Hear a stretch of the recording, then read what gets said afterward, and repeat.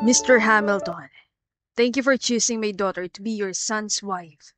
Alam ko matagal ng pangako ng mga magulang natin na ipakasal ang ating mga anak at ngayon, dahil nasa tamang edad na sila, pwede na nating tuparin ang kasunduan ng pamilya. Kumunot ang noon ni Luis nang marinig ang tinig ng kanyang ama. May kausap ito sa living room at wala siyang ideya kung ano ang pinag-uusapan ng mga ito. Bakit bang ingay nila? Sambit ni Luis. Marahan tumayo ang dalaga mula sa kanyang kama saka bumaba ng hagdan. Sino naman kaya itong mga to? Napaka-formal naman ang mga damit nila. Well, mabuti na rin at nakaisip ng ganitong bagay ang mga lolo natin. Ito kasi nga akong lalaki parang walang plano magka-girlfriend. Masyadong isip bata at walang gusto kung hindi ang mag-tour kung saan saan. Mabuti na ito para matuto na rin siya maging responsable sa pamilya. Siya nga pala, nasa ba anak mo? Si Luis. Nasa kwarto pa siya. Baka natutulog pa yon. Sa tingin ko, magkakasundo sila ng anak mo. Masyado ring explorer ang batang yon. Ganun ba? Siya nga pala. Nasaan na ba si Michael? Lumabas siya sandali. Sabi ko sa'yo, hindi yun mapipirmi sa isang lugar. Ano raw? Kasunduan? Anong kasunduan? Kunot ng sambit ni Luis sa sarili. We need to plan the engagement ahead of time. Kailangan magkakilala ng mga bata at magkapalagayan ng loob. Tama ka. Alam ko namang magiging malapit ang dalawang yun sa isa't isa. Samantala, nanlalaki naman ang mga mata ni Luis nang marinig ang usapan ng dalawang lalaki sa ibaba. Mabilis siyang tumakbo pabalik ng kanyang kwarto at umisip ng paraan. Hindi pwede to, Luis. Hindi man lang ako tinanong ni Daddy kung gusto kong magpakasal. Masyado pa akong bata para sa kasal. Gusto ko pang malibot ang buong mundo. Ano bang iniisip ng Daddy? Luis, anak, may naghahanap sa'yo sa baba. Gising ka na ba? Mabilis na napalingon si Luis sa pinto nang marinig ang tinig ng kanyang mommy. Shucks! Seryoso ba sila sa iniisip nila? Akala ko dati joke lang na nakipagkasundo sila sa mga Hamilton para sa akin. That's why hindi ko sineryoso ang mga bagay na yun. And now, agad na kinuha ni Luis ang kanyang cellphone at tinawagan ng best friend niya si Lyra.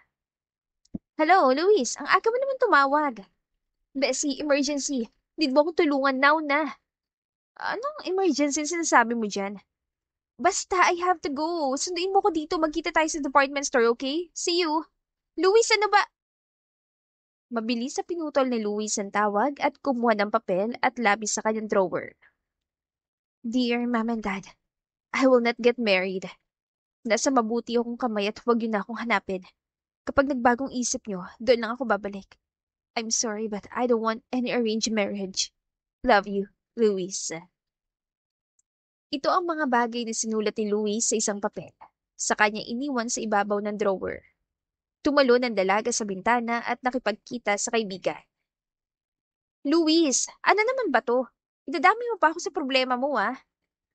Ay, Kira, wala na kasi ako malapitan. Ikaw din ang naisip ko. My parents want me to get married sa isang lalaking hindi ko naman kilala. Parang Hamilton ang surname. Hamilton? Gaga? Yun ba yung pamilya ng bilyonaryo? Ay, my gosh, Louie, sayang yun. Ano sayang? Masaya na ako sa status ng buhay ko at ayoko na maging magulo pa, no? Ang dami ko pang pangarap sa buhay. Ay, kung sa bagay. Paano na? Baka ipapulis nila ako, sabihin, dinukot kita. Loka-loka, hindi ka sila daddy at sasabihin ko naman kung sinong kasama ko para hindi sila mag-alala. I just want peace of mind. Pero ayaw mo ba talaga sa mga Hamilton? Balita ko, gwapo daw ang tatlong magkakapatid ah. Basta. Kung sino man silang kopong-kopong. Basta ayoko makasal sa kung sinong hindi ko naman kilala, no? Nasa makabagong generation na tayo. Hindi na uso yung fixed marriage na yan. Okay, sabi mo eh. So, saan ba tayo pupunta? Sa Rizal. Hindi pa ako nakakapunta doon. Rizal? Maraming Rizal, te. Basta mag-drive ka na lang. Ang dami mo pang sinasabi eh. Makalipas ang ilang oras sa pagmamaneho, nakapunta sa isang lugar sa Rizal ang dalawa. Malayo sa ingay ng syudad at tanging punot palayan lamang ang nakikita. Tita! Pagbati ni Lyra sa kanyang tita na doon nakatira. Napadalaw ka. Opo mahabang istorya. By the way, ito po palang kaibigan ko, si Luis. P- Pwede ba dito na muna kami tumigil kahit isang linggo lang? Ha? Abay, oo naman. Welcome na welcome kayo dito. Uno, halika nga rito at asikasuhin mong bisita natin. Opo, tita. Sagot ng isang lalaki. Nalaki ang mga mata ni na Lyra at Luis nang makitang isang guwapong lalaki. Wala itong suot na pang itaas at nagsusumigaw ang maganda nitong katawan. Tita Cassie, sino po siya? Parang ngayon ko lang siya nakita. Siya ba? Siya ang kinuha kong helper dito sa poultry. Nag-apply kasi siya sa akin at awa naman ako. Gwapo ano? Opo, tapos yummy pa.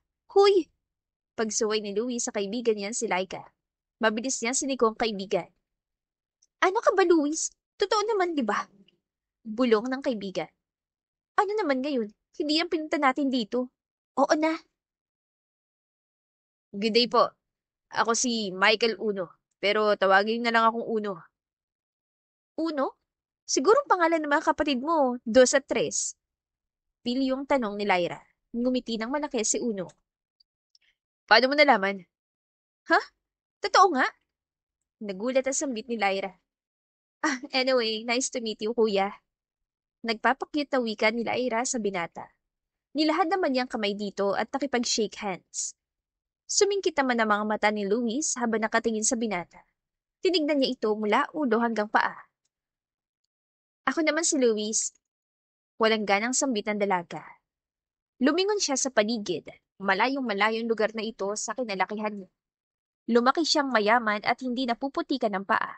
Ngunit sa lugar na ito, tila hindi siya pwedeng maging maarte. Siya mga iha, babalik na muna ako sa trabaho. Taman-tamat nandito na kayo. May makakatulong na rin ako. Opo, tita, tutulong kami. Kabayaran na rin namin yun sa pagtira namin dito. Sambit ni Lyra. Napangiwi naman si Luis at muling tumingin sa paligid. Sigurado ka ba sa sinasabi mo, Lyra? Oo naman, Luis. Ano ka ba? Makikitira na nga lang tayo eh. Bulong ng kaibigan sa dalaga. Mari namang napalunok si Luis at maring inipit ng kanyang ilong dahil sa amoy ng paligid. Sandali lang, Luis ha. Daling ko lang tumagamit natin sa loob ng bahay. Sige. Hindi pa rin maalis ang tingin ni Luis sa paligid. Nanunuot sa ilong niya ang amoy ng baboy.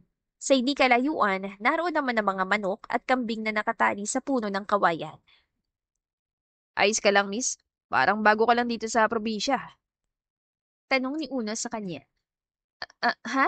Oo may ganitong lugar pala dito. Oo naman, si Tita Cassie, ito yung kabuhayan niya. Baboy at manok. Sandali nga. Una ang pangalan mo, di ba?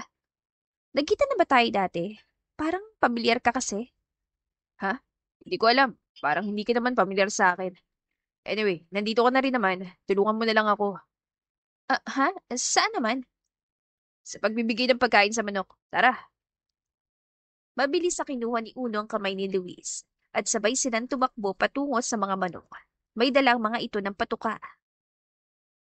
Ayan, bigyan mo yung isa. Utos ni Uno. Sandali, sigurado ka ba? Paano kung tukain ako niyan? Hindi yan. At saka hindi naman masakit manuka mga manok. Sino nagsabi sa'yo? Ang sharp ng mouth niya oh. Isang malakas sa tawang ginawa ni Uno saka umili. Try mo lang. Tignan mo, magiging maamo sa'yo yung mga manok na yan. Tsaka hindi naman makakalabas dahil nasa kulungan. Mariing lumunok si Luis. Kabado pa rin ang dalaga dahil first time niyang gawin ang ganitong bagay. Inilahad ni Luis ang kamay niya sa labas ng kulungan. Maya-maya lang, lumabas ang ulo ng manok saka tinuka ang kanyang palad. Malakas sa sigaw ni Luis saka mahigpitan na payakap kay Uno. Kinagat niya ako, Mami! Sigaw ng dalaga na animoy naghahanap ng kalinga ng ina. Muli naman tumawang binata dahil sa inakto na mayamang babae. Tinuka ka niya, hindi kinagat. At saka sabi ko, ilagay mo sa lalagyan ng pagkain niya, di ba? Anong akala mo dyan, kalapate? Muling pagtawa ng binata. Halos maluha naman ang babae dahil ramdam niya pa rin ang sakit sa kanyang palad. Kahit wala itong sugat, first time niyang magulat sa ganong klaseng hayop. Hinampas si Luis ang balikat ni Uno. Shut up! Hindi mo alam kung ano nararamdaman ko. Inis na wika ng dalaga, saka lumakad palayo sa lalaki. Hala, nagalit yata. Sambit ni Uno, saka napakamot ng ulo. Maya-maya pa, nakita ng binata si Luis na nakaupo sa ilalim ng kawayan. Isang bugambilya ang nakita niya, saka pinitas ito. I'm sorry. Hindi ko naman kasi alam na hindi ka sanay sa ganitong buhay. Pasensya na. Sunod-sunod na paghingi ng tawad ng binata. Anong klaseng bulaklak yan? Bugambilya. Madalas itong makita dito sa probinsya. Well, ang ganda ha. Ito ba cherry blossom ng Pilipinas? Siguro. Anyway, sorry ulit, Luis, ah. Huwag ka mag-alala. Hindi na kita pipiliting gawin ng ganitong mga bagay. No, it's okay. Alam ko na kailangan ko rin gawin to para makabawi sa pagtulong ng tita ni Lyra sa akin. Sorry din, Uno. Naging maarte ako. Gumiti si Uno sa dalaga, saka marahang pinitikan noon ito. Okay lang yan. Masasanay ka rin sa mga manok. Tignan mo, best friend mo na sila sa susunod. Sige na nga. Napuno ng tawanan ang dalawa. Sa pagsapit ng gabi, nagising si Uno dahil sa tunog ng kanyang cellphone. Ano na naman kayang kailangan nitong taong to? Lumabas si Uno ng bahay at sinagot ang tawag. Young master, saan na naman po ba kayo pumunta? Hinahanap ko yung na lolo mo at ang daddy mo. Galit na galitan naman sila dahil tumakas ka. Sir, hindi ko na po alam ang isasagot ko. Calm down, Charles. Everything is okay. Mahalaga nasa maayos akong lagay, di ba? Pero sir, kapag tumagal pa po ito, ako naman yung mawawala sa maayos na lagay. Impit na natawa si Uno dahil sa sinasabi ng kanyang assistant. Fine. Bigyan mo pa ako ng isang buwan. Alam mo namang hindi ko kayang tumagal sa kumpanya na nakaupo lang. Mas mabango pang amoy ng probinsya kaysa lumang papel. Kaya please, hayaan mo na muna ako mag-enjoy. But, young master, paano ang kasunduan sa kasal? Tumaas ang kilay ni Uno na marinig ang bagay na yun. Di pa rin ba nawawala sa isip ni Tanda ang bagay na yan? Sir, alam mo hindi niya yun malilimutan. Sigurado ngayon pinapahanap ka na niya. Napakamot na lang ng ulo si Uno dahil sa bagay na sinabi nito. Sige, hayaan mo na muna siya. Ako na bahala pagbalik ko. Sige po, sir. Uno, hindi ka rin ba makatulog? Nanlaki ang mga mata ni Uno na makarinig ng tinig ng babae sa kanyang likuran. Sa pagharap niya, nakita niya si Luis. Sandali lang. Hello, Buknoy? Buknoy? Sir? Sino? Oh, sige, magkita na lang tayo next time. Bye. Nagmamadaling binaba ni Uno ang kanyang telepono. Kunot naman ang noo ni Luis habang minamasdan ito. I'm sorry, nakaistorbo ba ako? Hindi. Okay lang. Tapos naman na yung tawag. Yung kaibigan ko yun sa kabilang bayan, si Buknoy. Pagtago ni Uno sa katotohanan. Ganun ba? Lumakad si Luis at umupo sa may upuang gawa sa kawayan. Hindi kasi ako makatulog. Bukod sa maraming lamok, ang tigas pa ng higaan. Sanay ka kasi sa malambot na kama kaya ganun. Ganyan talaga kapag lumaki mayaman. Is that a bad thing? I mean, ngayon ko lang na-realize na ganito palang buhay sa ibang lugar. Some people need to sleep in a wooden bed habang ang iba ay komportabling natutulog sa malambot na kama. Hindi ba parang unfair ang buhay? For me, I don't think so. May kanya-kanya tayong struggle sa buhay. Hindi naman lahat ng mayayaman ay kontento na sa buhay nila. Sabi nga nila, hindi marunong makontento ang mga tao. Ah, hindi ko akalain na magiging heart-to-heart to kung usapan na to ah. Well, me too. By the way, ano ba talagang ginagawa mo dito sa Rizal? Mukhang mayaman ka naman at hindi ka sanay sa ganitong buhay. Gaya nga ng sabi mo, may kanya-kanya tayong struggle sa buhay. Yes, mayaman kami. May kaya, but then, gusto ng pamilya ko ang diktahan ng buhay ko. Bumuntong hininga si Luis nang maalala ang bagay na yon. Muli siyang tumingin kay Uno at ngumiti. How about you? Bakit ka nandito? Alam mo kung hindi kita nakilala sa lugar na to, iisipin ko mayaman ka. Ang lambot kasi ng balat mo tapos ang kinis mo pa. Well, kasi sabihin na lang natin na pareho tayo. Anyway, tara na. Gumagabi na eh. Oh, oo nga, sige. Sa hindi inaasahang pagkakataon sa pagtayo ni Luis, aksidenteng natapakan niyang isang malaking bato dahilan upang mawalan siya ng balanse. Aray! Ayos ka lang ba? Mabilis na nahawakan ni Uno ang balikat ang dalaga. Sa pagtaas ng ulo ni Luis, nagtama ang mata ng dalawa sa isa't isa. Naramdaman ni Luis ang mabilis sa pagtibok ng kanyang puso. Okay ka lang ba? Muling tanong ni Uno. Ayos lang ako, salamat. Hindi may paliwanag ni Luis ang bagay na nararamdaman. Ito kasi ang unang beses sa maramdaman niya ang pag-init ng kanyang puso. Kinabukasan, Luis, iha, pwede mo ba akong ibili ng tilapia doon sa palengke? Igagata ko lang. Po, Tita Cassie? Sige po, isasama ko si Lyra. Nako, iha, nautusan ko na kasi si Lyra na kunin ng mga itlog ng manok. Ako na po sasama, tita. Baka hindi pa alam ni Luis kung saan ang palengke. Siya sige, Uno. Mag-iingat kayo ha. Opo, tita. Mariin ang pagkakatakip ni Louie sa kanyang ilong dahil sa malansang amoy na nasa kanyang paligid. Ayos ka lang, Luis? Tanong ni Uno na ngayon ay katabi niya. Okay lang, pero kasi... First time mo ba sa palengke? Oo, Normal lang yan. Normal lang na mga may balan sa mga isda. Pero di ba, ang dami mong natututunan.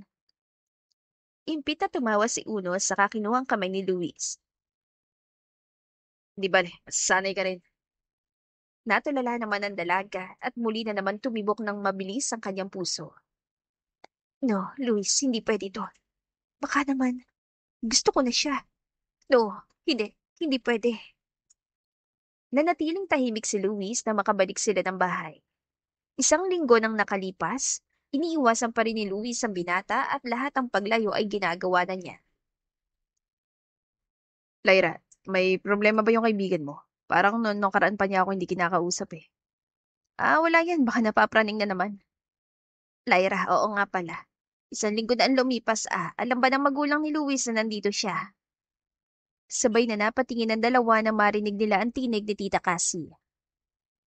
Ang totoo po kasi, tita, lumayas po talaga si Luis sa kanila. Ha? Nako, baka pinaghahanap na siya ng pamilya niya. Ako na pong kakausap sa kanya, tita. Konting sandali na lang po siguradong babalik din yan sa kanila. Pasensya na talaga, tita.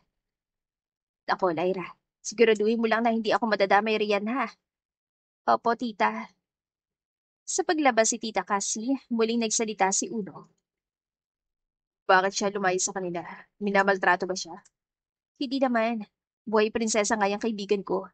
Pero siguro may decision lang yung family niya na hindi niya gusto. Basta. Mahabang kwento. Kumunatan noon ni Uno at tinignan si Luis mula sa malayo. Nagbibigay ito ng patuka sa manok.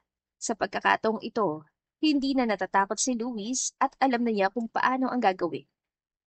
Wala sa sariling napangiti naman si Uno habang nakatingin sa dalaga.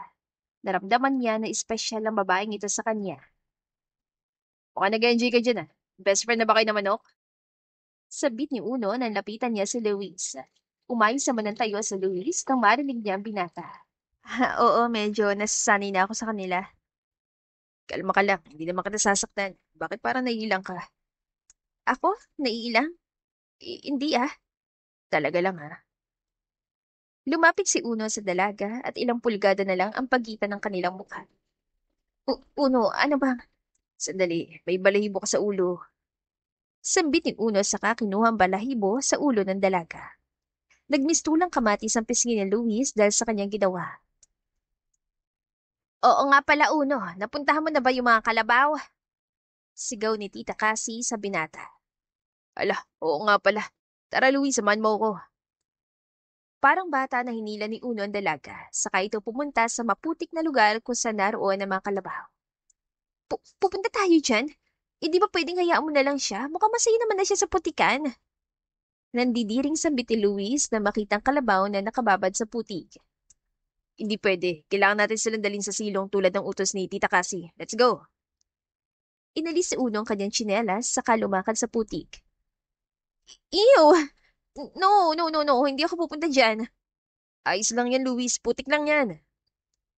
Kinuha ni Uno ang kamay ng dalaga, saka ito hinila papunta sa putik, dahilan upang malubog ang suot itong tsinelas. O, di ba? Ang sarap sa pakiramdam ng putik.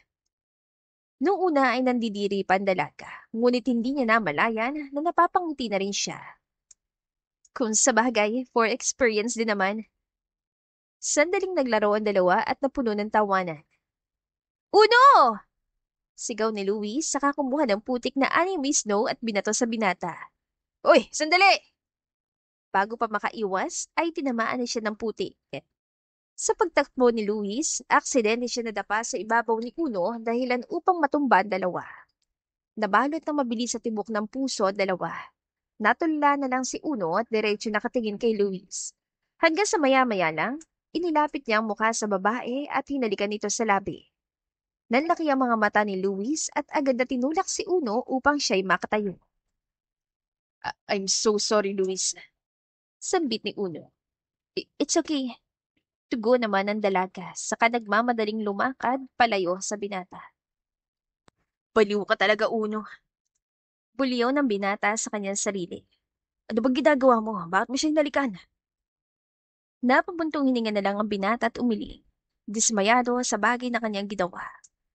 Kinabukasan, hindi makatingin ng diretsyo ang dalawa sa isa't isa.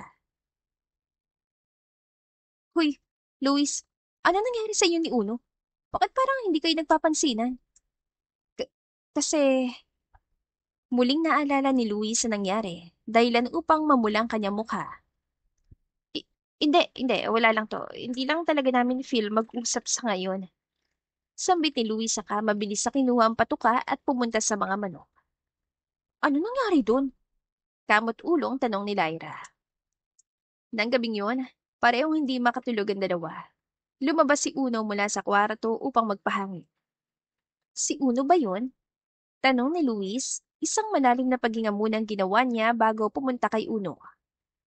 Hay, hindi ka na naman makatulog? Tanong ng dalaga. Oo eh. Yumuko si Uno at muling nagsalita. Luis, sorry sa ginawa ko ha. Mariing napalunok si Luis. Ayos lang. Alam ko namang nabigla ka lang pero bakit mo nga ba ako hinalikan? Because I like you. Nanlaki ang mga mata ni Luis sa bagay na narinig. I know na baka hindi naman tayo pareho ng nararamdaman. Pero gusto kong sabihin na gusto kita. Napangiti si Luis dahil nakita niya nahihiyang itsura ng binata. Ako rin. Gusto rin kita. Sambit ni Luis. Nanlaki ang mga mata ni Uno sa bagay na narinig. Talaga. Kung ganon. Tumungo si Luis at mahigpit naman siya niyakap ni Uno. Makalipas ang ilang linggo, hanggang ngayon ay hindi pa rin matanggap ng pamilya ni Luis ang pagalis niya. Hindi pa ba natin susunduin si Luis? Ang tagal na niyang umalis. Tanong ng mami ni Luis sa kanyang asawa. Kilala mong anak mo. Siguradong tatakasan naman yun sa oras na puntahan natin siya. Bakit ba napakatigas ng ulo ng batang yun? Alfred, alam mong kailangan na natin gawin ng engagement, hindi ba? Sabi ng mga tao natin nasa isang bayan sa Rizal lang naman si Luis. Madali lang yun, puntahan natin. Hindi. Ginusto niyan tumakas. Kayang-kaya kong tanggihan ng mga Hamilton. Sa oras na ikasal natin siya, baka sakit ang ulo lang ibigay niya sa pamilya. Gusto kong kusang loob siyang bumalik dito. Tumingin ang daddy ni Luis sa kanyang assistant. Ricardo, got all the credit card of Luis. Make sure na walang matitirang pera sa kanya. Kapag walang-wala na siya, siguradong babalik siya. Alfred, nag-aalalang sambit ng mami ni Luis. Samantala, nagtungo sa isang restaurant sina Luis at Uno bilang first date nila. Sagot ko na to, Uno, okay? Save mo lang yung sinahod mo. Sambit ng dalaga. Ibinigay niyang card sa waitress, ngunit paglipas ng ilang minuto, muli itong bumalik. Ma'am, I'm sorry pero insufficient po ang card niyo. Ha? Paano nangyari? May laman yan. Sandaling natigilan si Luis. Shucks, baka pinutol ni Daddy ang mga card ko. It's okay, Luis. Ako na bahala. Kinuha ni Uno ang wallet niya at kinuha ang isang black card. Kumunot naman ang noo ni Luis na makita ito. Black card? Paano? Ngumiti lang si Uno sa kanya tumango. Sa paglabas ng dalawa, nagtungo mga ito sa isang parke at doon magkahawak ang kamay na lumakad. Alam mo, siguro sa oras na malaman ng family ko ang relasyon natin, papatayin ako ng mga yun. Bakit naman? Mas gusto kasi nila yung pamilyang mayaman. But for me, hindi ako tumitingin sa status ng isang tao. Basta mahal ko, mahal ko. Ako rin. Mas gusto ko ang simpleng buhay. Thank you for loving me, Uno. At mamahalin pa kita ng matagal. Mahigpit na nagyakap ang dalawa, saka naglapat ang kanilang mga labi. Sa hindi inaasahang pagkakataon, isang malakas na ulan ang bumuhos, dahilan upang sumilong ang dalawa sa isang malapit na hotel. Ay nako, mukhang baha na sa mga daraanan natin, Luis. Madilim na rin, mahirapan na tayo makauwi. Oo nga, Uno eh. Paano na to? Sa tingin ko, magpalipas muna tayo ng gabi rito sa hotel. Tayong dalawa lang? Oo naman, ano namang masama doon? I mean, kasi, It's okay, I will pay for the hotel. Huwag ka na mag-alala, Luis. sige, saan kaya nakakakuha ng malaking pera ang lalaking to? Kunot noong pagtataka ng dalaga. Nagtungo ang dalawa sa isang kwarto. Basa ang mga damit nila, halos hindi mapakali si Luis sa mga nangyayari. I'm sorry, Luis. Hindi ka ba komportable na nandito ako? Pwede naman ako kumuha ng isa pang kwarto. Naku, wag na, Uno. Wag na. Baka maubos na yung sahod mo. Okay na ako dito. Medyo awkward lang kasi tayong dalawa lang. Paliwanag ng dalaga at hindi makatingin ng diretso sa mga mata nito. Don't worry, Luis. Pwede naman ako sa sofa matulog. Also, binilang kita ng pamalit na damit kasi baka magkasipon ka kapag hindi ka nagpalit. Sige na, pumunta ka na sa washroom para makaligo ka na. Paalala ni Uno sa dalaga. Sige, salamat. Agad naman tinanggap ni Luis ang damit na yun, saka tumakbo sa banyo. Sa kanyang paglabas, pumasok naman si Uno sa CR upang mag-ayos ng sarili. Gosh, ano ba itong nararamdaman ko? Dalawa lang kami dito at babae at lalaki pa. Ano bang iisipin ko, di ba? Diyos ko po naman, ano ba naman itong pinasok ko? Natatarantang sambit ni Luis. Maya-maya pa, narinig niyang pagbukas ng pinto sa banyo. Shucks, tapos na siya. Dali-daling humiga sa kama ang dalaga, saka ito nagtakip ng kumot at nagpanggap na natutulog. Samantala, kunot ang noo ni Uno nang mapansin niya ang babae. Napangiti siya dahil sa inakto nito. Lumapit siya sa dalaga at inilapit ang mukha sa kumot. Bakit ang tahimik? Saan na nagpunta yun? Tanong ni Louie sa sarili. Maya-maya, marahan niyang tinanggal ang kumot. Nanlaki ang kanyang mga mata nang makita si Uno sa kanyang harapan. Ay, kalabaw! Gulat niyan sa beat dahilan upang magtama ang ulo nila. Aray! Ayos ka lang, Luis. Nag-aalalang tanong ni Uno sa dalaga. Ayos lang ako. Inilapat ni Uno ang palad niya sa noo ni Luis. Nagtama naman ang tingin ng dalawa at mabilis na tumibok ang mga puso dahil sa lapit ng kanilang mukha. Ang mga mata ni Uno ay tumingin sa labi ni Luis. Dahan-dahan siya lumapit sa dalaga at isang mainit na halik ang namagitan sa dalawa. Nang gabing yun, kapwa hindi napigilan ng mga ito ang bugso ng kanilang damdamin. Sa pagsapit ng umaga, nagising si Uno dahil sa vibrate ng kanyang telepono. Hello? Inaantok pa niya sagot. Young master, ang lolo niyo po, inatake sa puso. What? Bakit? Paano nangyari? Sir, mahabang istorya. Please, bumalik po muna kayo. O sige, sige. Bago umalis, nagiwan ng isang letter si Uno para kay Luis. Makalipas sa isang oras, nagising ang dalaga na wala na ang binata sa kanyang tabi. Uno? Kumunot ang noon niya at marahang tumayo. Nakita niya ang papel na nakapatong sa ibabaw ng lamesa. Luis, pasensya na kung hindi ako nagpaalam. May mahalaga lang akong gagawin. Babalik agad ako, pangako. Mapait at napangiti ang dalaga, saka tumango. Baka emergency lang. Malungkot na sambit ni Luis, saka lumingon sa kama na ngayon ay may pulang mantya. Samantala, nag-aalalang tumakbo si Uno sa loob ng ospital. Sa pagbukas niya ng pinto, isang malakas na sampal galing sa kanyang ina ang sumalubong. Uno, how dare you pag-alalahanin ng lolo mo ng ganon? Umalis ka na walang paalam at ngayon babalik ka ng ganon na lang? Mama, Hausi. Howsy? Pagkatapos mo maging pabigat sa kanya, magtatanong ka kung kumusta siya? Mama, tama na po. Kararating lang ni Kuya at kailangan niya ng balita. Pagsingit sa usapan ng pangalawang kapatid na lalaki ni Uno na si Dos. Kuya, inatake siya sa puso pero the operation was successful. Wala ka na dapat ipag-alala. Anong wala? Siya dahilan bakit nandito lolo nyo? Muling sabat ng kanilang ina. Ma'am, ako na po bahala kay Kuya. Let's go, no? Sa labas tayo mag-usap.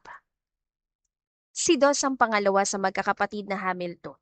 Sa kanilang tatlo, siyang matinik sa babae at kilalang playboy ng pamilya. Ni isa ay wala siyang sineryoso. Ngunit pagdating sa pamilya, handa siya lumaban ng harapan, maprotektahan lamang ang mga ito. Lumakad si Uno na nakayuko ang ulo. Bahagya niyang sinilip sa kwarto ang natutulog na matanda at hindi mapigilang mainis sa sarili. Kasalanan ko to. Sinasabi ko na nga ba, hindi dapat ako nagtagal. Kuyum ang kamay na sambit ni Uno habang nakaupo sa bench. Uno, ano ba kasi nangyari? Bakit hindi kita kabalik agad? Ang totoo, sanay na kami na lagi kang umaalis. Sanay na kami na kung saan saang probinsya ka nag-e-explore para makaranas ng iba't ibang klase ng pamumuhay. Naiintindihan naman namin na ginagawa mo yun para maintindihan mo ang pakiramdam ng ibang tao. But this time, halos hindi ka na umuwi. Ano ba nangyari? Bumuntong hininga si Uno saka nagsimulang magkwento. This time is different, Dos. I met a woman. I fell for her. Hindi ko siya magawang iwan ng gano'n na lang. What? Talaga nag-girlfriend ka pa ng taga-probinsya? She's not from the province. Sa tingin ko, dito rin siya sa Manila and she said, she ran away from home. Alam ba niya kung sino ka? I decided not to say it dahil ang pagkakaalam niya, probinsyano ako. And also, sa oras na malaman niyang I have a fiancé, sa tingin mo ba mamahalin pa rin niya ako? Bro, ikaw na nagsabi, you have a fiancé. Bakit pinatulan mo pa? Because I love her. Mahirap yan. Sigurado sa oras na malaman ni Lolong tungkol dyan, ayoko nang isipin ang mangyayari. Then, what should I do? Hindi ko pwedeng basta iwan na lang ang girlfriend ko. At hindi rin pwedeng basta talikuran mo na lang pamilya mo. Natahimik si Uno sa mga bagay na sinabi ng kanyang kapatid. Gusto mo ba? Akitin ko na lang yung girlfriend mo. Ako na bahala. Shut up, Dos. Huwag mo siyang gagalawin. Ako makakalaban mo. Baliw ka na nga. Dos, gising na lolo mo! Naluluhan sigaw ng nanay ng dalawa. Uno, apo, nandito ka na pala. Saan ka ba nagpupunta? Nahihirapang sambit ng lolo ni Uno. Sorry, Pulo. Ngayon lang ako nakabalik. Naluluhan tugon naman ni Uno. Ayos lang, iho. Ang mahalagay nandito ka na. Siguro nga hindi na talaga ako magtatagal sa mundong ito. Unti-unti na rin kasing naniningil ang katawan ko. Huwag mo sabihin yan, Lu. Hindi ka mamamatay. Hindi pa. Ngumiti ang matanda at hinawakan ng kamay ni Uno. Sana naman bago ako mamatay. Makita man lang kitang ikinakasal. Maabutan ko pa sana mga apo ko sa tuhod. Lolo naman. Iho, nangako ka sa akin nung bata ka pa, hindi ba? Sabi mo, susundin mo ko kahit anong sabihin ko. Yun lang naman ang hiling ko. Mariing kinuyom ni Uno ang kanyang kamay sa kanila patanoo sa kamay ng kanyang lolo. Yes, I know. Maiksi niyang tugon. Matapos ang pag-uusap na yon, muling nakatulog ang matanda. Umuwi naman sa mansyon ang mami ni Uno at ang kapatid niyang si Dos. Kuya Uno, pwede ba? Tigilan mo ng pagiging isip bata. Be a man. Sambit ni Tres ang bunso nilang kapatid. Si Tres ay likas sa tahimik at arogante. Madalas suplado sa mga babae at hindi mahilig makisalamuha. Tahimik lang si Uno at nananatiling nakaupo sa tabi ng kama ng kanyang lolo. Tigilan mo ng pagiging pabigat. Walang prenong sambit ni Tres sa kanya, saka ito lumakad palabas ng kwarto. Hindi naman maipinta lungkot sa mukha ni Uno at kung gaano siya nagsisisi sa mga nangyari. Makalipas ang 1 linggo, Luis, ayos ka lang ba? Lagi ka nalang tulala. Ano ba nangyayari sa'yo? Tanong ni Lyra sa kaibigan. Si Uno kasi, hindi na siya bumalik. Baka umuwi na sa kanila. Hindi ba nagpaalam sa'yo? Nag-iwan lang siya ng letter pero hindi ko naman alam na matagal pa bago siya bumalik ulit eh. Marahing nawakan ni Lyra ang balikat ni Luis. Babalik siya, Luis. Kung talagang mahal ka niya, babalik siya. Sana nga, Lyra. By the way, Luis, kahapon kasi tumawag ang mami mo. I'm sorry pero nasabi ko kasi kung nasaan tayo. Kung hindi ko kasi sasabihin, baka pati si Tita kasi madami na sa gulo eh. Mapait ang umiti si Luis. Ayos lang, Lyra. Sa tingin ko rin, panahon na para umuwi ako. Maya-maya lang, isang tricycle lang huminto sa harapan ng bahay. Nanlaki ang mga mata ni Luis na makita si Uno na lumabas mula doon. Uno? Halos maluhang wika ng dalaga. Tumakbo siya at agad na yumakap sa lalaki. Miss na miss na kita. Saan ka ba nagpunta? Bakit wala ka man lang sinabi sa akin? Sunod-sunod na tanong ni Luis. Luis, may sasabihin sana ako. Pwede ba kita makausap na? Tayo lang. Muring napalunok ang dalaga dahil nababakas ang lungkot sa mukha ni Uno. Nagtungo ang dalawa sa lugar kung saan sila madalas na mag-usap. Kumusta ka na? I'm sorry, ngayon lang ako nakabalik ka. Nag-alala ka ba? Panimulang wika ni Uno. Okay lang, hindi na mahalaga yon. Ang mahalaga nandito ka na. Tugon ni Luis sa may ngiti sa labi. Kinuha niyang kamay ni Uno at pinag-intertwined ang kanilang mga daliri. Hindi ka naaalis ulit, hindi ba? Nangingilid ang luha sa mga mata ni Uno at hindi makatingin ng diretsyo sa dalaga. Huminga siya ng malalim. Luis, remember this. Whatever happened, mahal na mahal kita. Totoo yun at walang halong pagsisinungaling. Mahal din naman kita. Ano bang sinasabi mo, Uno? I love you. Pero I need to choose my family. Ha? Marahang binitawan ni Uno ang kamay ni Luis. Let's break up. Nanlaki ang mga mata ni Luis dahil sa narinig. Nagbibiro ka lang, di ba? I'm sorry, Luis. Pero I'm getting married. Nanlaki ang mga mata ni Luis sa bagay na narinig. What? I have a fiancé at nakatakda na kami ikasal. Kung ganun, ano ko? Bakit? May fiancé ka pala pero bakit mo ko? Ito, matatakasan ko eh. Akala ko pwede ko nang i-ignore ang lahat pero hindi ganun ang nangyari. Luis, I'm sorry. Hindi ko maintindihan, Uno. Bakit mo ko ginago? No, Luis. God knows I didn't. I love you, kaya wala na akong balak bumalik at gusto ko na lang takasan ng fixed marriage na yun. But then, my grandpa got sick at wala na akong nagawa. Believe me, Luis. I try pero I need to choose and I choose my family. Mahigpit na hinawakan ni Uno ang magkabilang balikat ni Luis. Saka mahigpit na niyakap ang babae. I'm sorry. Tama na. Tama na. Tama na.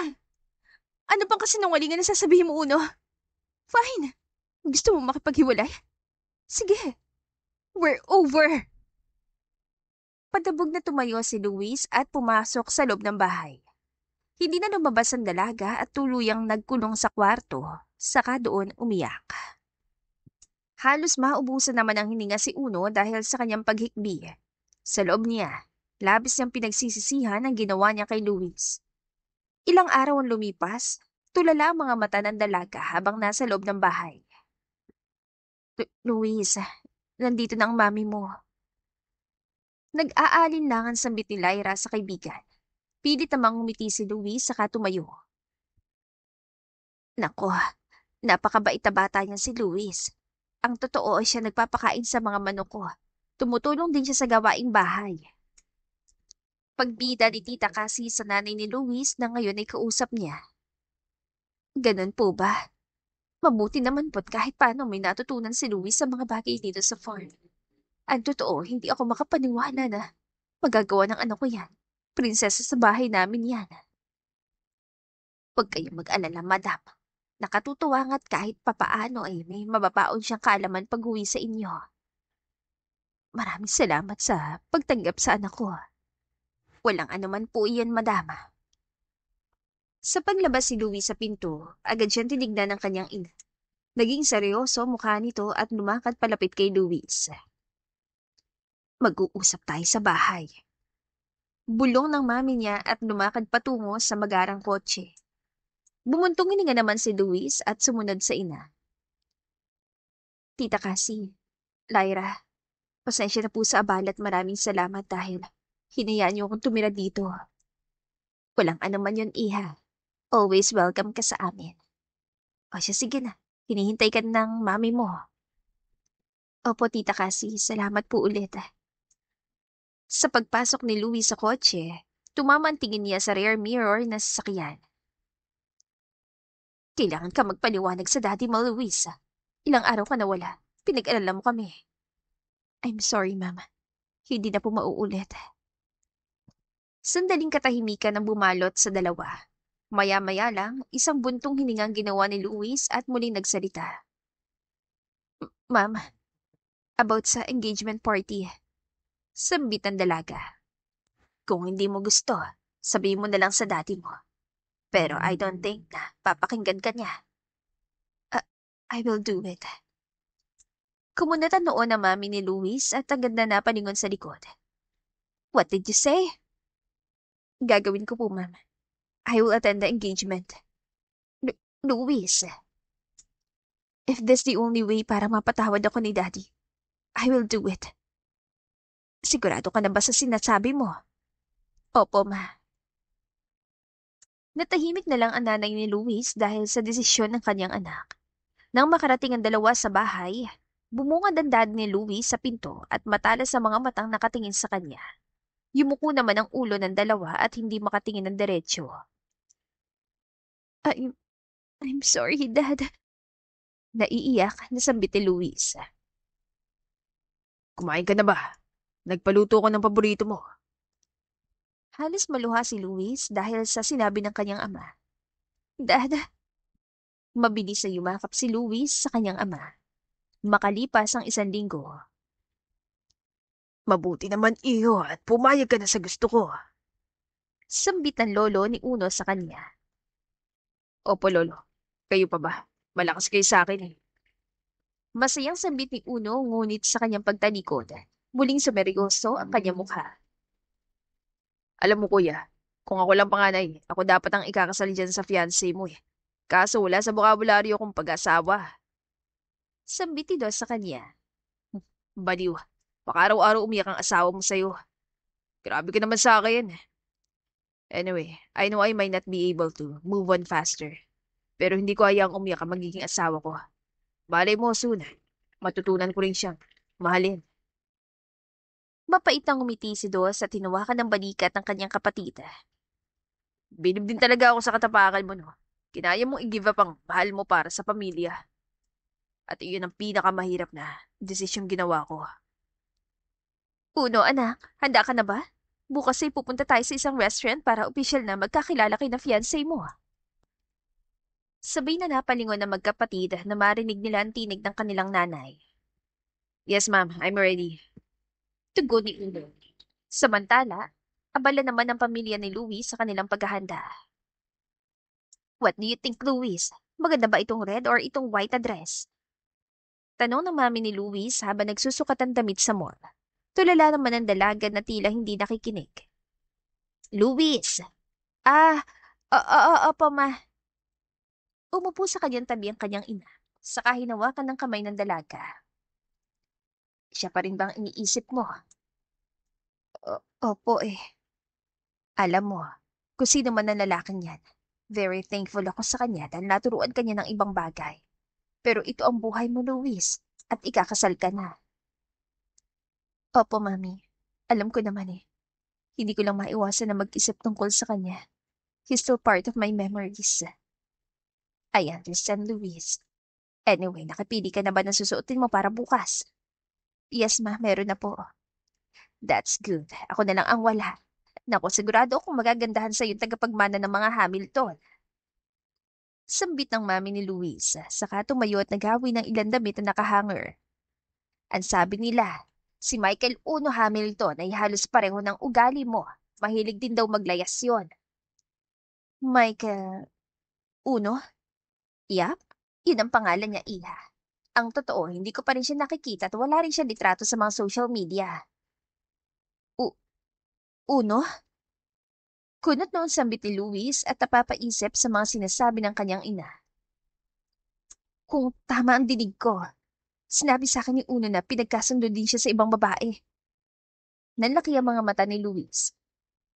Hindi kaya. Kinabukasan, handa ng lahat para sa unang pagkikita ng dalawang pamilya para sa engagement party. Excited ang lahat. Puwera na lang kay Luis. Luis, anak, kanina ka pantulala, ayos ka lang ba? Tanong ng mami ni Luis. Maring kinuyom ni Luis ang kamay at pilit ang umiti. Opo, ma'am, ayos lang ako. Sa pagdating nila sa restaurant, balisa pa rin si Luis habang umiikot ang tingin sa paligid. Maya-maya lang, Good morning, Mr. and Mrs. Hamilton. Finally, nagkasama-sama na rin tayo para pag-usapan ang engagement ng dalawang pamilya. bunga na sambitan daddy ni Luis. Nakayuko naman ang dalaga at hindi makatingin sa kanila. Ito na ba ang anak nyo? Napakagandang bata. Pagpuri ni Mr. Hamilton. Uno, halika rito at kausapin mong fiancé mo. Bumuntong hininga si Uno habang nakaharap sa dalawa niyang kapatid na lalaki. Good luck, bro. Mukhang maganda naman tong fiancé mo eh. Sambit ni Dos. Baliw. Marahan lumingon si Uno at sa kanyang pagharap. Nanlaki ang kanyang mga mata sa bagay na nakita. Luis, Hindi naman makatingin ng diretso si Luis sa mga mata ni Uno. Sa kotse pa lang, may kutob na si Luis at si Uno nga ang sinasabing ipapakilala sa kanya. Kung paano nangyari, wala siyang ideya. Mabilis na tumakbo si Uno sa harapan ni Luis. Isang malaking ngiti ang nababaka sa kanyang mukha. totoo ba to? Ikaw ba talaga mapapangsawa ko? Masayang sambit ni Uno sa hinawakan ng kamay ng dalaga. Totoo na rin ba to? Ito na ba talagang totoong ikaw? Gaano ba karami ang identity mo? Inis na wika naman ng dalaga. Sandali, magkakilala ba kayo? Tanong na mami ni Luis. Hindi po. Mabilis sa sambit ni Luis. Hindi ko kilala lalaking to. Hindi ko na nga alam kung sino talaga siya sa galing niyang magsikreto. Inalis si Luis ang kamay ni Uno na nakahawak sa kanyang kamay. Saka mabilis na lumakad palabas ng restaurant. Luis! Luis! Sunod-sunod na pagtawag ni Uno at sinundan ng dalaga. Luis, kausapin mo naman ako. I'm sorry, okay? I'm sorry kasi hindi ko nasabi sa'yo kung sino talaga ako. Lumakad ang dalawa sa gitna ng kalsada, sabay sa malalakas sa busina ng mga sasakyan. Sorry po. Paghingi ni Uno ng tawad sa mga sasakyang nagagambala nila. Luis, ano ba? Hanggang saan mo ba plano maglakad? Hanggang sa lugar kung saan hindi mo na ako masusundan. Galit na sambit ang dalaga. Please naman, Luis, oh. Hindi ba pwedeng kalimutan na natin ang nangyari? Ito na, oh. We are destined. Ikaw ang fiancé ko at ako ang lalaking mapapangasawa mo. Fate is doing everything for us. Tumigil sa paglalakad si Louis sa gitna ng isang parke, saka inis na humarap kay Uno. Look, Uno. Siguro kung sinabi mo sa akin nung simula pa lang kung sino ka magiging maayos ang lahat. Alam mo, hindi ganun kadaling ginawa mo sa akin eh. Nasaktan ako. At dahil lang sa nalaman kong ikaw ang fiancé ko, ganun lang kadali nating aayusin ang lahat. What if hindi ako? What if iba talaga? Nagsimulan lumuha ang mga mata ni Luis. You leave me, Uno. Iniwan mo ako ng ganun lang. Pagkatapos mong mawala ng matagal, babalik ka para makipag-brace sa akin. Tingin mo, ganun lang kadali. Hinawakan ni Uno ang magkabilang balikat ni Luis at pilit na pinakakalma ang dalaga. I know, alam ko sobra kita nasaktan at hindi ko alam kung ano gagawin ko para mapatawad mo ko. Lumuhod si Uno sa harapan ng dalaga. I'm sorry, Luis. I'm sorry. Ngayong nalaman kong ikaw ang fiancé ko, hindi na kita pakakawalan. Please, Luis, give me a chance. I'm sorry, Uno. Pero... Nagsimulang umikot ang paningin ni Luis at hindi na niya natapos ang sasabihin. Agad na nahilo ang dalaga at nawalan ng balanse. Luis! Mabuti na lang at mabilis na naalalayan ni Uno ang dalaga hanggang sa tuluyan nitong himatayin. Pagdating sa ospital, aware po ba sila na buntis ang pasyente? Nanlaki ang mga mata ni Uno nang marinig ang sinabi ng doktora. Maging ang mga magulang ni Luis ay hindi makapaniwala sa nangyari. She's pregnant? Nagtatakang tanong ni Uno. Yes, sir. Hindi may paliwanag ni Uno ang kanyang nararamdaman. Alam niya sa sarili na siyang ama ng bata. Ngunit natatakot siyang sa pagising ni Luis. Hindi pa rin siya nito pinatatawan. Hinawakan ni Uno ang kamay ng dalaga, saka siya umupo sa tabi ng kama nito. Luis, I know, nagsinungaling ako at may nagawa akong kasalanan sa'yo pero sana, give me a chance na itama ang mali na yun. For the sake of our child, Luis. Nakikiusap na sambit ni Uno. Maya-maya, marahang bumukas ang mga mata ni Luis. Sa kanyang paglingon, nakita niya si Uno na nakayuko sa kanyang kamay. Uno, sampit ng dalaga, dahilan upang tumas ang ulo ng binata. Anong ginagawa ko dito sa ospital? Huwag ka munang gumalaw, Luis. Baka ako mapaan ng baby natin. Kumunat ang noon ni Luis nang marinig ang sinabi ni Uno.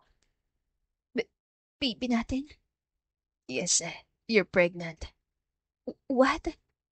Hindi ba masaya yon? We are going to be a family. Uno, hindi ito biro. Hindi rin ako nagbibiro, Luis. I will be a good dad. At kung kailangan ako humingi ng tawad sa'yo, nang paulit-ulit gagawin ko. Hindi ako magsasabang sayuin ka, Luis. Ngayon pa na magkakaanak na tayo. Give me a time to think, Uno. Please, hayaan mo na muna ako mag-isa. Pero, Luis, Maya-maya lang, lumapit ang kapatid ni Uno na si Dos at hinawakan ng kanyang balikat. let's go, bro. Mag-usap muna tayo sa labas. Sambit ni Dos. By the way, Luis, right? Ako nga pala si Dos, ang kapatid ni Uno. Ako nang bahala dito sa kapatid ko. Sambit ng binata, saka kumindat sa dalaga. Kumunot naman na noon ni Luis dahil sa inakto nito. Sa paglabas ng dalawa, masinsinang nag-usap ang magkapatid. Ano ba kasing nangyari? Bakit parang galit na galit siya sa'yo? Siya yung babaeng sinasabi ko sa'yo, Dos. She's my girlfriend from the province at hindi ko alam na siya rin palang fiancé ko. Oh, what a coincidence. Bakit nga galit siya sa'yo? Like what I said, I broke up with her after a week of not showing up.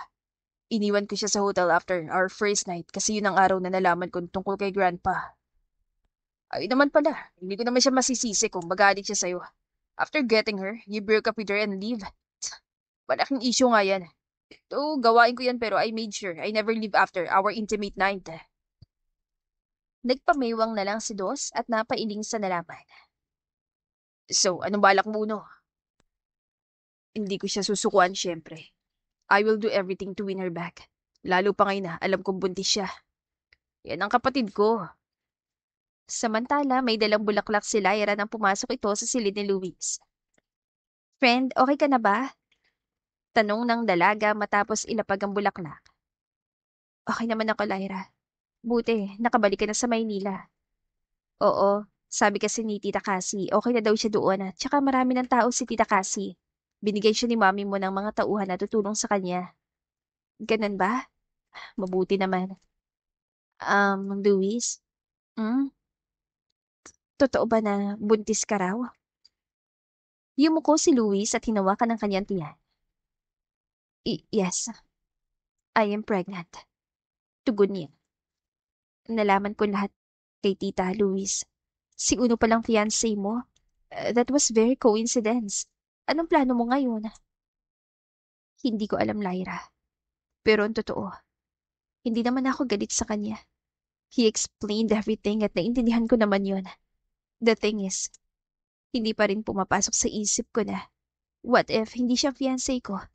What if we really did separate at ang batang ito hindi na niya nakilala? Well, that is the other side of this story. Pero at least, hindi ganun ang nangyari, di ba? Don't think about any what-ifs, Luis. Ang mahalaga, nandito na kayong dalawa. Why don't you just forgive him? Isang buntong hininga ang ginawa ni Luis at yumuko. I guessed. You're right. Kinabukasan na maayos na lahat. Muling nagkita ang dalawang pamilya upang pag-usapan ang mga bagay na dapat gawin. So, we found out that you are Uno's girlfriend, right? Tanong ng mami ni Uno kay Luis. Ngumiti naman ang lolo ni Uno habang nakatingin sa dalaga. Nababakas sa kanya mukha ang satisfaction sa mga nangyayari. Opo, ako nga po. That's good news, di ba? Finally, magkakapo na kami at matutupad ng hiling ng lolo mo, right, Uno? Nagdadalawang isip ang mga mata ni Uno na tumingin sa dalaga. Alam kasi niya na hanggang ngayon ay hindi pa rin sila nagkakaayos. Anyway, we're going to set the wedding and everything. Mom. Pagputol ni Uno sa sinasabi ng kanyang nanay. Can we just do it in a normal way? I want to plan for my own wedding. I want me and my fiancé to plan for it. Nagkatingin na ng dalawa at bahagyang ngumiti si Uno. Nais ng binata na mag-propose kay Luis tulad ng isang tunay na magkarelasyon. Ganun ba? Kung yan ang gusto mo, anak, it's okay. Kinabukasan, ginawa ni Uno ang lahat para muling makuha ang loob ng kanyang fiancé.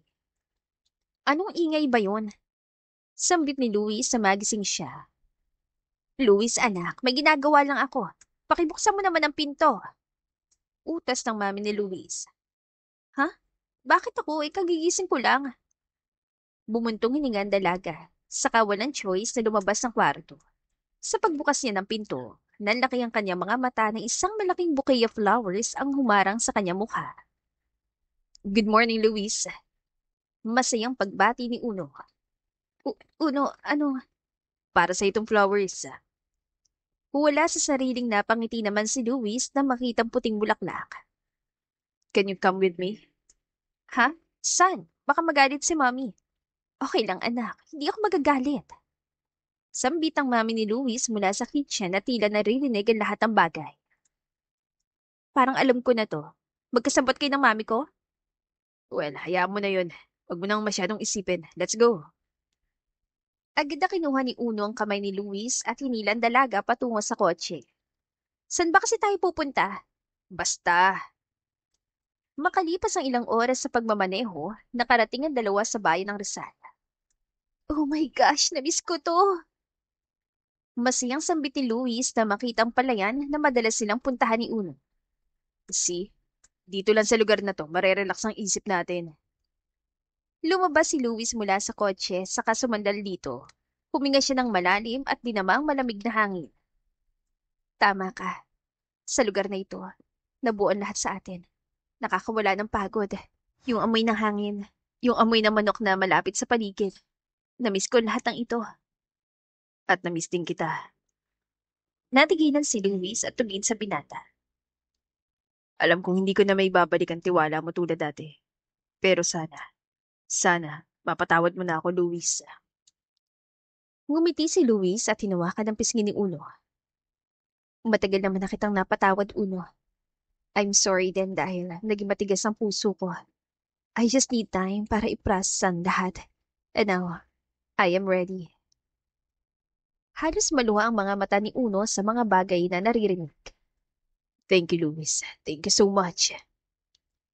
Mahigpit ang niyakap ni Uno ang dalaga at ganoon din naman ito sa kanya. Matapos yun, nagpasyang dalawa na bumisita kay Tita Cassie. Uno, Luis, mabuti naman at naisipan niyang bumisita. Pasok kayo't kumain. Salamat po, Tita. Ang totoo, na-miss ko talaga yung mga manok niyo at kayo na rin syempre. Nako, Iha, parang naging malusog nga itong mga manok ko nang ikaw ang nag-alaga. Ano bang ginawa mo sa mga ito? Malakas na nagtawanan ng mga ito. Naalala ang mga unang araw na dumating sila dito.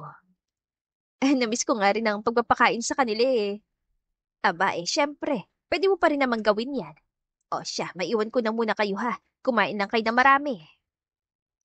Matapos kumain ng dalawa, excited at tumungo si Luis sa mga manok at binigyan ito ng pagkain gamit ang kanyang palad. Oh, baka matuka ka, masugatan pang kamay mo. Don't worry, Uno. Sanay na ako sa kanila. Ito nga si Spot, hindi nangangagat eh. Ha? Spot? Oo, pangalan nitong isang manok na may kulay itim. Binigyan mo talaga ng pangalan? Oo naman, bakit hindi? Natawa na lang si Uno dahil sa sinabi ni Luis. Maya-maya pa, nagpa siyang dalawa na pumunta sa lugar kung saan sila madalas na mag-usap.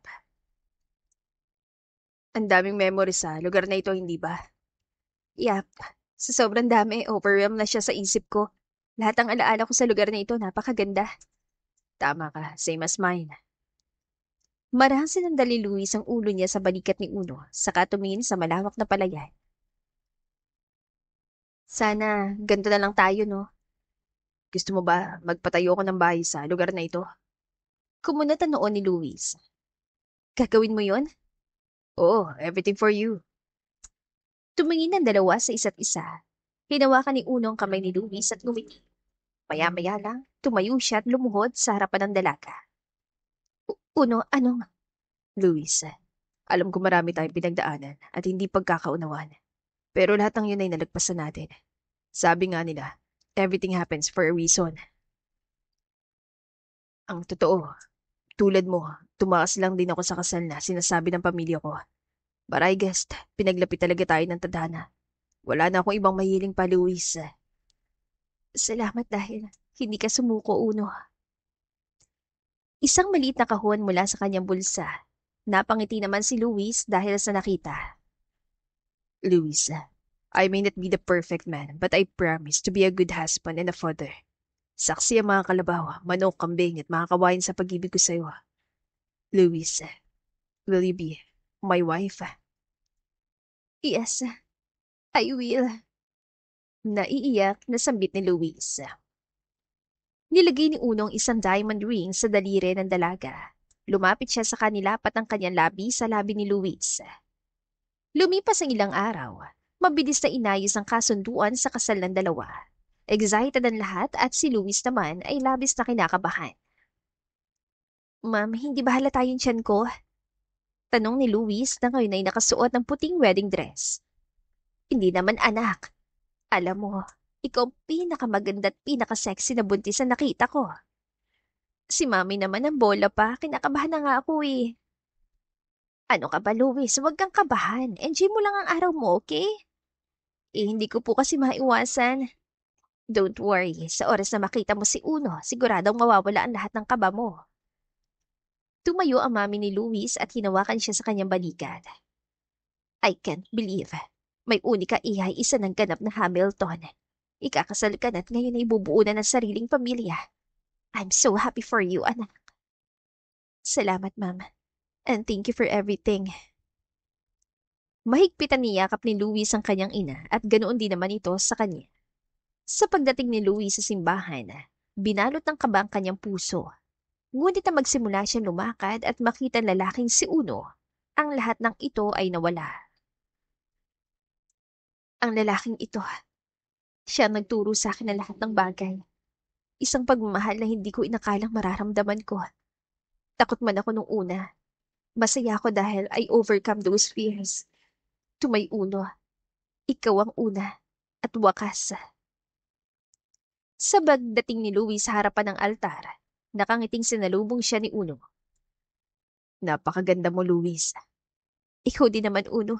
Hindi ako nagkamali na mahalin ka. Sa paglingon ng dalawa sa paligid, nakita nila mga taong nakasuporta sa pagmamahala nila. Sayang, hindi nadala ni tita kasi si Spot. Seryoso ka ba sa sinasabi mo? Natatawan tanong ni Uno sa dalaga nang banggitin nito ang alagang manok. Oo naman, seryoso ko. Ewan ko sa'yo. Naiiling na sambit ni Uno. Sabay na humarap ang dalawa sa altar at nagsimulan seremonya ng kasal. You may now kiss the bride. Sambit ng pari. Humarap sa isa't isa sina Luis at Uno. Marahang tinanggal ng binata ang belo na nakatakip sa mukha ng dalaga. Unti-unting yumuko si Uno at nilapat ang labi sa mainit na labi ni Luis. Pakiramdam ng dalawa, sila lang ang tao sa paligid. Congratulations, Mr. and Mrs. Hamilton! Hiyawan ng mga tao. Nanatiling nagpapalitan naman ng maiinit na halikan dalawa. Ilang taon na lumipas, pinili ng dalawang mabuhay sa isang malayong lugar. Kuya Uno! Pagtawag ni Dos sa kanyang kapatid na ngayon ay nagpapakain ng kambing kasama 5 taon niyang anak na lalaki. Dos, ikaw pala. Hindi ka nagsabi na bibisita ka. Naisipan ko lang duman. Meron kasi akong meeting malapit sa lugar na ito. Ha? Talaga? Sa probinsya? Baka naman babae mo na naman yan. Nope, it's all part of the job. Ikaw who would have thought na i-give up mo buhay CEO para maniran sa probinsya? It's okay. Alam ko kasing nandyan ka para saluhin ng posisyon. Anyway, tara, pumasok muna tayo sa loob. Sure, gusto ko na makita makukulit kong pamangkin. Pumasok ang dalawa sa loob at naabutan nila si Luis na nagluluto ng pananghalian. Hi, Luis. Hello, Dos. Saktong dating mo ah. Oo, naamoy ko kasi niluluto mo. Kuya Dos, may bibigay ka ba sa amin ni Princess? Kasi kung wala, okay lang. Sambit ang batang anak ni Luis na si Maki. Natawa naman si Dos sa narinig sa makulit niyang pamangkin. Oo naman, ikaw pa ba? Baka ikaw na nga susunod na. Sayap ako eh. Pabirong wika naman ng lalaki. Dos, bata pa si Maki para sa kanyang bagay ah. And besides, nandiyan naman si Tres para saluhin ng posisyon kung ayaw mo. Malakas sa tumawa si Dos. Ito naman, hindi na mabiro. At saka si Tres, asa ka dun. Baka mag-resign ng lahat ng empleyado kapag siya maging presidente ng kumpanya. Anyway, ano nga bang pinunta mo dito? Yes. Nandito ako kasi I want to buy a land here. Baka alam mo kung nasa ng list of owners. Di ba may secretary ka? Bakit hindi mo itanong sa kanya? Sino? Si Annie? Matari pa sa matandang dalagang babaeng yun eh. Akala mo siyang boss ko. Di pa rin ba kayo magkasundo? In her dreams. Sa dami na naging babae ko, parang sa kanya lang ako madidismaya. Sambit ni Luis saka kinuha mga plato at nilagay sa lamesa. If I were to choose, pwede ko na siyang tanggalin sa trabaho. But I know she needs the job, so I let it sleep. May puso ka rin pala. Sambit ni Uno, saka sinubuan ng anak na si Maki. Naman, may pusong mapagmahal ako. Lumingon sa paligid ng lalaking si Dos, saka napangiti. Ang ganda ng pinatayo mong bahay, Uno. Hindi kita masisisi kung bakit pinili mo tumira sa malayo at magtayo na lang ng farm. I cannot believe na maiisip mo to. Yeah, and thanks to Grandpa, pinahiram niya ako ng pera para dito. You're so lucky, my brother. By the way, bakit nga pala hindi ba sinama si Tres? He is so busy studying abroad. Business management naman ang kinukuha. Well, that's better, I guess. Napuno ng kwentuhan ng paligid. Halos hindi matapos si Dos sa pagkukwento ng mga bagay sa dalawa. Siya na kasi ang sumalo sa posisyon na dapat sana ay kay Uno. Kinagabihan. Mag-ingat ka sa pagmamaneho, Dos, ah. O, sige, kuya. Luis, maraming salamat sa masasarap na pagkain, ah. Grabe, I can't believe na natuto ka talaga magluto ng ganong kabilis. Thank you din sa mga papuri mo, Dos. Anyway, mag-ingat ka, okay? Sige. Nagsimulang magmaneho si Dos at umalis. Hinawakan naman ni Uno ang kamay ni Luis, saka sabay na pumasok sa loob ng bahay. Isang simpleng buhay, ito mga bagay na hiniling ng dalawang tao na nagmula sa mayayamang pamilya. Tulog na ba mga bata, Luis? Oo, kanina pa sila nakatulog. Mabuti naman. Anong ginagawa mo dyan sa balcony? Sambit ni Uno habang nakaupo sa kama. Nakita kasi niya si Luis na nakatayo sa labas ng balcony. Wala naman. Tinitignan ko lang mga bituin. Napakaganda. Tumayo si Uno at lumapit sa kanyang asawa. Niyakap niya si Luis mula sa likuran. Tama ka. Napakaganda ng lugar na ito. Preskong hangin at wala kang matatanaw na building. Tanging punot na mo lamang. Luis, di mo ba namimiss ang buhay sa syudad? Matamis ang umiti si Luis. Namimiss ko ng konti kasi doon naman tayo lumaki. Tama ka. Gusto mong bumisita bukas para kahit paano makabisita mga bata sa mga lolo nila. Kung sa bagay, tama ka Uno. Pero bagong bagay na yun. Hinawakan ni Uno ang magkabilang balikat ni Luis, saka ito pinaharap sa kanya. Gusto ko muna sulitin ang gabing ito kasama ang babaeng pinakamamahal ko. Uno, anong gagawin mo? Tigilan mo ko ha? Uno! Sigaw ni Luis nang buhatin siya ni Uno na ani mo'y isang bigas. Agad siya nitong binitiwan sa higaan sa kanilapit ang mukha. I love you, my wife. Mahal na mahal din kita, Habi. Naglapat ang kanilang mga labi at ang gabing yon ay isa sa mga maiinit nilang sandali. At dito na po nagtatapos ang ating kwentong pag-ibig. Maraming salamat po sa pakikinig. To God be the highest glory. Hanggang sa muli. Paalam!